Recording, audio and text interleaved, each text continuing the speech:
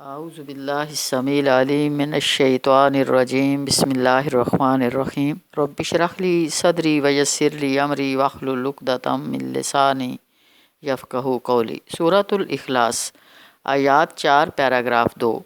پہلا پیراگراف احد اور صمد کی دو مثبت صفات سے توحید ذات کی وضاحت۔ دوسرا پیراگراف لم یلد ولم یولد ولم یکن لہ کفوا احد کی منسوب کردہ تین منفی صفات سے ذات باری تعالیٰ کی براعت۔ زمانہ مرکزی مضمون: حمد اور تنزیہ پر مشتمل صفات سے اللہ تعالیٰ کی خالص توحید ذات کی وضاحت۔ زمانہ نزول: اعلان عام کے فوراً بعد غالباً 4 نبوی میں نازل ہوئی، جب 9 مسلم صحابہ رضوان اللہ اجمعین کے لیے مخالفین کے شر کا آغاز ہو چکا تھا۔ اس صورت کے ایک لفظ احد کی باز گشت دور ستم کے آغاز کے بعد حضرت بلال رضی اللہ عنہ کے اونٹوں پر رہتی تھی، جب قریش کا سردار امیہ بن خلف انہیں تپتی دھوپ پر لٹا کر سینے پر پتھر رکھ دیتا تھا۔ تو قل کے ابتدائی لفظ سے بھی یہی معلوم ہوتا ہے کہ یہ صورت غالباً اعلان عام کے بعد نازل ہوئی ہوگی۔ صورت کے فضائل: نمبر 1، یہ صورت 1/3 قرآن کے برابر ہے، صحیح بخاری۔ نمبر 2، سورہ الاخلاص 1/3 قرآن کے برابر ہے، رات میں سونے سے پہلے پڑھنا چاہیے، صحیح مسلم۔ نمبر 3، رسول اللہ صلی اللہ علیہ وسلم سنت فجر کی دوسری رکعت میں سورۃ الاخلاص پڑھا کرتے تھے، صحیح مسلم۔ نمبر 4، سورۃ الاخلاص کی محبت انسان کو جنت میں لے جاتی ہے، سنن ترمذی۔ نمبر 5، وتر کی آخری رکعت میں بھی یہ سورت پڑھنا مسنون ہے، سنن ابی داؤد۔ نمبر 6، طواف کے بعد پڑھی جانے والی سنتوں کی دوسری رکعت میں بھی یہ سورت پڑھنا مسنون ہے، سنن ترمذی۔ نمبر 7، 10 مرتبہ سورۃ الاخلاص پڑھنے والے کے لیے جنت میں گھر تعمیر کیا جاتا ہے، مسند احمد، سبحان اللہ۔ یہ ضعیف حدیث ہے۔ سورۃ الاخلاص کا کتابی ربط: پچھلی صورت میں مشرکین مکہ اور قریش قیادت کے کافرانہ اور مشرکانہ رویوں کا ذکر تھا، جو آپ صلی اللہ علیہ وسلم کی دعوتی توحید کے نتیجے میں ظاہر ہو رہے تھے۔ یہاں سورہ الاخلاص میں خالص توحید ذات بیان کی گئی ہے۔ اگلی 2 صورتوں میں توحید ربوبیت کا ذکر ہے اور ہر قسم کے شر سے بچنے کے لیے اسی بزرگ و برتر ہستی کی پناہ حاصل کرنے کا حکم دیا گیا ہے۔ اہم کلیدی الفاظ اور مضامین: اس صورت سے توحید ذات کے بارے میں مندرجہ ذیل باتیں معلوم ہوتی ہیں۔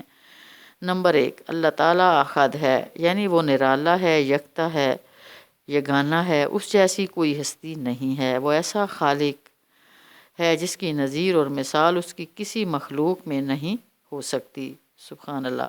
نمبر 2، اللہ تعالیٰ الصمد ہے، نہ اس کے اندر سے کوئی چیز نکلی ہے اور نہ اس کے اندر کوئی چیز داخل ہوئی ہے۔ وہ ایسا سردار اور ایسا بلند ہستی ہے جس کے آگے ساری مخلوق محتاج ہے اور وہ خود کسی کا محتاج نہیں، بے شک۔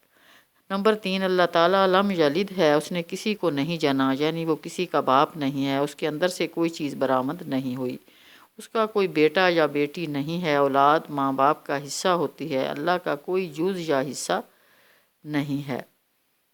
نمبر 4، اللہ تعالیٰ ولم یولد ہے، وہ خود کسی کے اندر سے برآمد نہیں ہوا، اس کا کوئی باپ نہیں ہے، اس کی کوئی ماں نہیں ہے، اس نے کوئی چیز میراث میں نہیں پائی، سبحان اللہ۔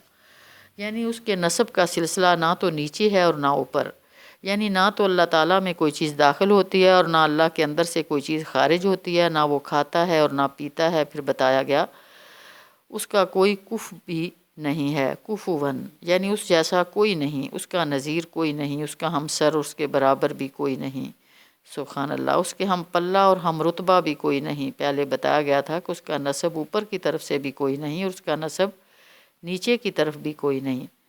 اب بتایا جا رہا ہے کہ اس کا نسب اس کے متوازن بھی کوئی نہیں، یعنی اس کا کوئی بھائی بھی نہیں ہے، اس کی کوئی بیوی بھی نہیں ہے، سبحان اللہ۔ سورۃ الاخلاص کی نظم جلی: سورۃ الاخلاص 2 پیراگرافوں پر مشتمل ہے۔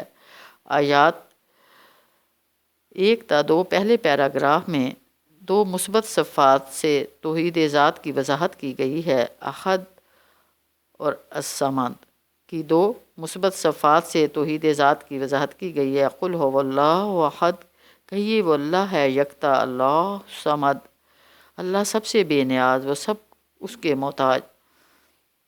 آیات 3 تا 4 دوسرے پیراگراف میں توحید تنزیہ کا مضمون ہے۔ لم یلد ولم یولد ولم یکن لہ کفوا احد کی 3 منفی صفات سے برات کا اظہار کیا گیا ہے جو اللہ تعالیٰ کی بے عیب ہستی کے ساتھ منسوب کی جاتی ہیں۔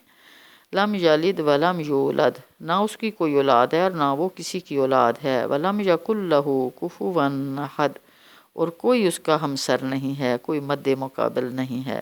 مرکزی مضمون: انسان کو حمد اور تنزیہ کی صفات پر مشتمل اللہ تعالیٰ کی خالص توحید ذات کا صحیح عقیدہ اختیار کرنا چاہیے جو نجات کا ذریعہ ہے۔ وآخر دعوانا الحمد للہ رب العالمین وما علینا الا البلاغ۔